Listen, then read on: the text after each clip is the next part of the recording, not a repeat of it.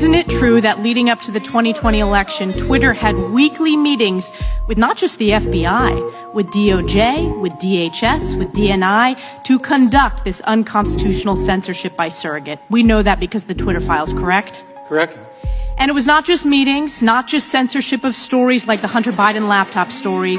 We also now know that the FBI paid Twitter over $3.4 million of taxpayer funds to censor these stories before the 2020 election. Is that correct? That money was paid. Twitter confirmed that. And the Twitter files are just the tip of the iceberg because there's so much more. There was a corrupt revolving door at the highest levels between the FBI and Twitter. Look no further than Jim Baker, former general counsel at the FBI who helped unlawfully investigate Donald Trump in the 2016 election. Or look at Jim Comey's deputy chief of staff, who became the director of strategy at Twitter. Isn't it true, according to the Twitter files, that there were so many FBI officials who then went to work at Twitter that created their own Slack channel and crib sheet for onboarding? The Twitter files confirm that, correct? Correct.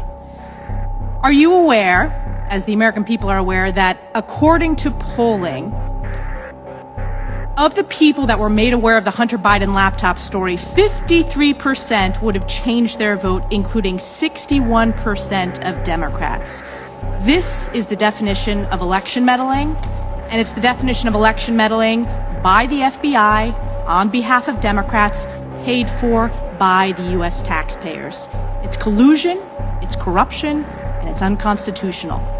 Ms. Pauker, I want to go to you next about your experience at the FBI, because this is not just about the Twitter files, which folks are focused on because of the news it made. It's about a systemic rot in the culture and the politicization of the leadership of the FBI, and it needs to be rooted out.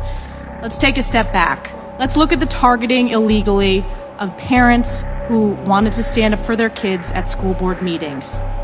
On September 29, 2021, the National School Boards Association sent a letter to Joe Biden equating parents at school board meetings to domestic terrorists. And on October 4th, Attorney General Merrick Garland issued a memorandum to the FBI and U.S. attorneys that the department would use federal enforcement tools to target and prosecute these parents. Do you consider parents as domestic terrorists? I do not consider parents as domestic terrorists. No, I do not. No, and neither do the American people. But there's more to this story. It goes back further than that initial letter on September 29th. Because the letter didn't happen organically, it was solicited. It was solicited by the White House and by the Secretary of Education. Essentially, the Biden administration laid the predicate for which it used to justify illegally targeting the American people, targeting these parents. Is it proper protocol, as a former FBI officer, to set that predicate, to manufacture the reasoning to justify opening an investigation? I believe that no one should be targeted for free speech and that violence should never be tolerated under any circumstance, but it should definitely not. No one should be targeted because they want to speak up at a school board meeting. This was a setup, and it was the setup, and it's the real definition of weaponization of the government against the American people. And it's not just this example of targeting parents at School Boards Association. It goes back to the opening of Crossfire Hurricane. It goes back to the faulty FISA application. It goes back to what we heard on that first panel from Senators Grassley and Johnson.